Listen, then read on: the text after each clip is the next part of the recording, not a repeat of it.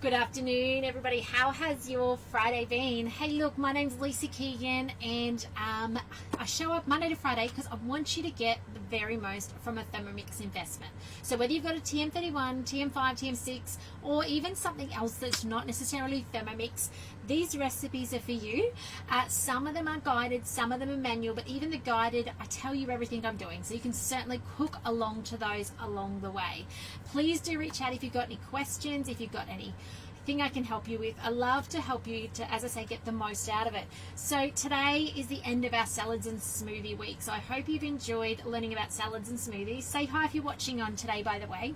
But yes, we're coming to the end, and today I want to show you about making salad dressings and emulsification of that. I'm using the Cobb salad as my base. I am going to try and make a slight variation on the Cobb salad. Not very good sometimes at following recipes to a T anyway, but I want to show you how easy it is to make the dressing. I'm going to then put the dressing aside. I'm going to shred some chicken to finish off today. So come along and see how this is done. If you do have a favorite dressing recipe, put it in the chat. Let's inspire one another with our Thermomix. So I'm actually going to scroll straight on down today, past all the steps of cooking off bacon, cooking eggs, steaming chicken. Now we had a whole chook last night for dinner, so I actually didn't need to steam the chicken. I've got chicken that I'll show you how to shred at the end. I did do my eggs. I've just done my eggs, and I use the egg, oh sorry you guys can't see that, the egg boiler mode on our TM6. If you don't have an egg boiler mode because you've got a TM31, TM5 or something else, just put them in your simmering basket for 20 minutes on Varoma and you'll get hard boiled eggs. Okay, I did 6. I've just done 4 of them before in there. I'll do the rest later off camera. So I've just got, I don't know if you guys can quite see, I've just assembled part of my Cobb what is it? It's Cobb salad. Mine's not as pretty, okay, but you know what, that's just how I roll. You guys know that. So then the next thing is we're going to come down and we're going to come on to the what's this called, the sauce, yeah, you know what I mean, the dressing. That's the word I'm after. It's been a big day today, guys. Thermomix has thrown some big stuff on us, and which is exciting, but yes, feeling like it's been a big day. So it says place a pitcher onto the mixing bowl. Now you'll see this recipe is in ounces. Never stress about ounces. I will tell you the exchange over anyway, but you'll see the Thermomix comes up in ounces, so you're just matching it up. It really only becomes a challenge on the aisles of the supermarket where you're going, oh, how much oil do I pick up for 3 ounces?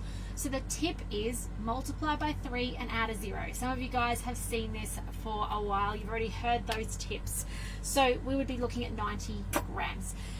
I'm not going to put this into a picture because I know my machine can do this while it's turning. The TM5 and the TM6 have the ability to weigh while it's moving. Now if you've got something else, it won't. So you will need to put it into a dish. I just need to remember I need 90 grams of oil to emulsify later. Hello Denise, hello Carissa. Oh, Carissa, the French dressing, but you've not tried to make it. Oh, okay, we might have to put that on a to-do list down the track. Hey Denise.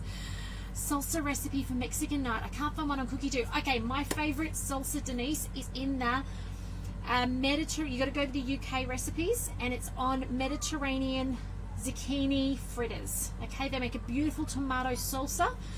First part of the recipe. Don't worry about going on to the obviously the fritter part, but that would be the salsa I would highly recommend. It's beautiful. Okay, set the picture aside. So first things first, half an ounce of shallots. I don't have shallots, I just have some random leftover purple onion that I found in the fridge. I don't know how much it is. A little bit over half, it'll do. 1 clove of garlic. I don't have cloves of garlic sadly at the moment. I am on jarred stuff. So we are back home in a month's time, and then I will have my usual stash of stuff, which I'm so excited about. Well, excited about having my normal ingredients. Don't know about excited about getting home yet. I'll let you know. Okay, let's chop this down. So 3 seconds speed 7 is all it takes to chop this down. You can hear that it's done early. You could stop that if you wanted to because it was done quite early. Next, scrape down the sides. Yeah, never mind. Now it's asking for some red wine vinegar. Once you buy some of this stuff, it lasts forever. I reckon I bought this 3 or 4 years ago, and you just use it so slowly that it seems to go forever. So 2 ounces, which is going to be 60 grams. Watch those scales. There we go, 2 ounces. Next up, 1 tablespoon of lemon juice. So here is my lemon. Oh, you guys can't see that, sorry. I keep forgetting where my camera is. I am looking forward to being back in my pantry where everything's very familiar, but anywho, that's another story. 1 tablespoon of lemon juice, and there's just a pip in there. Let me just get that little pip out. Thought I saw one go in there. Now, we're not going to puree this, so we do want to get the pips out. It's not like our juices and smoothies and things like that where it just takes care of those pips and demolishes them. Okay, 1 tablespoon of Dijon mustard. Oh, that onion is getting my eyes. All right, 1 big tablespoon, okay? It's a fair amount of mustard, really. Like most recipes only call for a teaspoon. We're putting a big tablespoon in, which probably is not even that much. I probably need more than that, but anywho, that's all I've got. Next, Worcestershire sauce. I forgot to get that out of the drawer. Excuse me for 2 seconds. Let me get that Worcestershire sauce out. I would love to know in the chat though. Hang on. Where is it? I'm going to grab everything but the Worcestershire, aren't I? Yes, I am. Here we go. All right, I was going to say, I'd love to know in the chat, have you tried to make your own Worcestershire sauce? If you're gluten-free, like celiac gluten-free, there's a recipe on Cookie Do for you, okay? Because this is not completely gluten-free. Okay, so 20 grams. Well, actually, in this case, this is a US recipe. So I think we work with about, ounces. Okay, I can't do that. My brain just doesn't work on a Friday afternoon like that. Let's just do, that's about 1 tablespoon. Okay, I was going to weigh in. So normally a tablespoon of liquid, like a watery style liquid, is somewhere between 15 and 20 grams, depending on if it's US or Australian. And that was what I was going to do, but I can't do that today in ounces. That's just too far out of my head. So next up, some salt. I'm sure I had the salt out before. There it is. So it says 1/4 teaspoon. Some pepper. Sure, I had that out too. Oh, there it is. Everything's everywhere today. We're actually in pack-up mode. We're actually about to move in the morning, so that's probably part of the head in the wrong space. All right, lid on. Next. 2 minutes, speed 4, and now this is when we're going to add our 90 grams of oil to emulsify. So up to speed 4. And it tells you slowly drizzle it through. So let's bring up our scales. They're in the top corner. Scales. Take the MC off. Just make sure it's not splattering out the top. We can turn it down a little bit. It won't matter that it's a little bit lower, as long as it's still going round and round. And you can see the scales fluctuating. That's okay. Close enough is good enough. So 3 ounces. Let's go. Slowly, slowly, we want to emulsify it in. Here it goes. It's thickening up. I can hear it. And it's changing colour, which I'll show you in a second. Nearly there. Oh, so close. Now it's got 2 minutes. That's close enough. I didn't really worry about being too exact. A bit like mayonnaise. However, remember with mayonnaise, you're using a flavourless oil, not an olive oil, okay?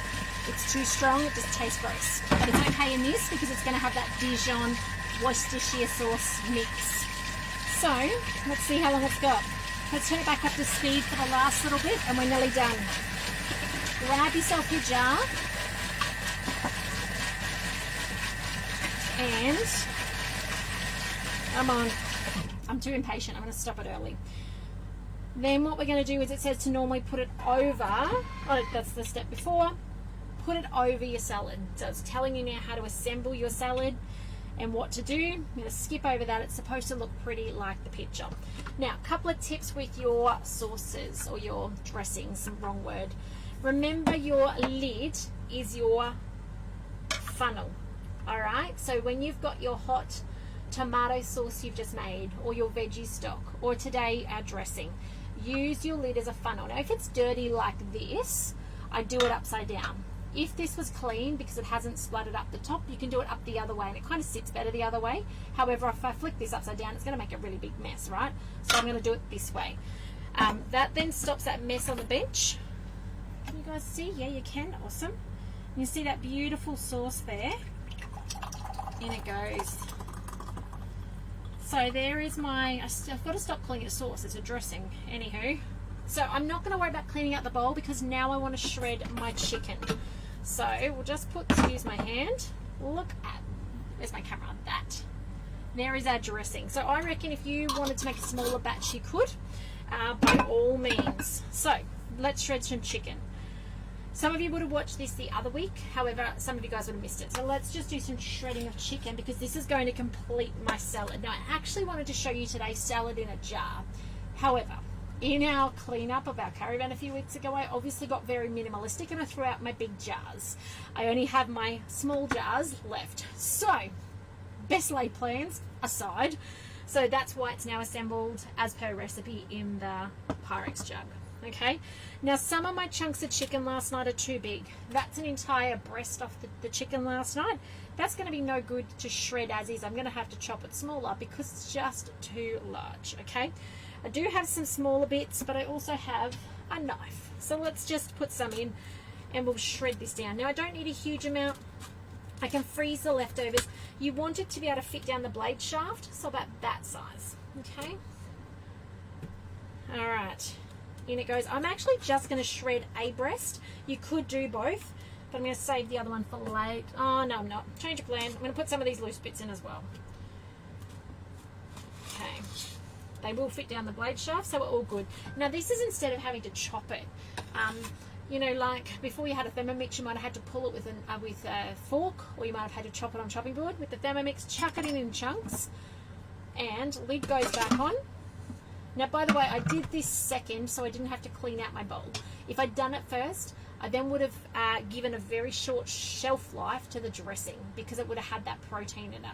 So by doing it this way, then that dressing's out, aside, ready to go later, being able to dress that when it's time to serve.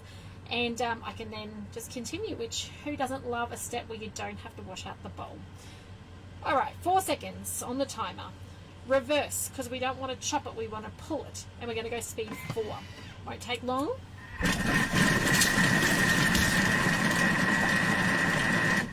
Let's have a look and see. Wait for the arms to release. And we are done with the most amazing, perfect shredded chicken.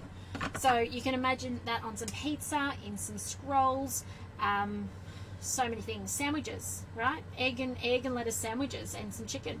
Beautiful. So I'm just going to put that in the middle of my salad. I'm going to try not to cover up my avocado and my cherry tomatoes, and I'm going to give you guys a look before we finish up today. You can see there I've still got some left in there as well. I will often freeze that in the little reusable bags you see me use, so that when I do want to make pizza or I want to make a wrap for the kids or something like that, I've got the protein ready to go. But let me come a bit closer, the door's in the way. But there you go, there is the beautiful, my version of the Cobb salad. You've got the dressing here, which is perfect in the fridge. You've got, I've just put around here the, I didn't have the other letters, the Romania, I just used an iceberg, and you can see probably on there, I actually cut it in circles, which presents really nicely. Can you see the rings? So I cut it like that so that you have the nice sides like that.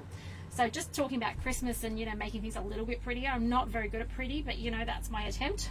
I've got some diced capsicum, some cherry tomatoes, some avocado, those beautiful boiled eggs, and then in the center, the beautiful chicken ready to go. So there you go. My take on the Cobb salad, making your own dressings in the Thermomix. So thanks for watching on today. Have a fantastic weekend. I may well come live to you over the weekend. Let's just see where we end up. But I do hope you're enjoying the videos. If you've got anything you want me to make on these videos, if you've got questions, if you're wondering if the Thermomix can do certain things, I love a good challenge. So by all means, reach out. And also, if you ever want information about joining my team, regardless of where you are in Australia, please do reach out. I'd love to you know, introduce you to the business and mentor you to do what I do. It's not for everybody, but it is certainly so incredibly rewarding. Like 8 years now I've been doing this, and wouldn't change a thing, but also wouldn't have the opportunities our family does had I not started it 8 years ago as an escape from, at the time, my 2 children. So love them dearly, but I'm a much better mum when I've got something for me. So have a fantastic afternoon and evening. Take care. I'm excited to see you guys next week on here as well. Do tag and share your friends in these videos if you think they'd be helpful to them to see how to make these things. Maybe they've got a Thermomix or a thermo cooker of some sort. by all means, I'm more than happy for you guys to share this, because the more people finding their home less stressful, or more particularly the kitchen less stressful and easier and more organized, the better, because it's nothing worse than the 5 o'clock chaos going, what are we going to eat tonight? So if I can help lighten that load, I'd just love to. So otherwise, guys, take care, and I'll see you next week. Bye for now.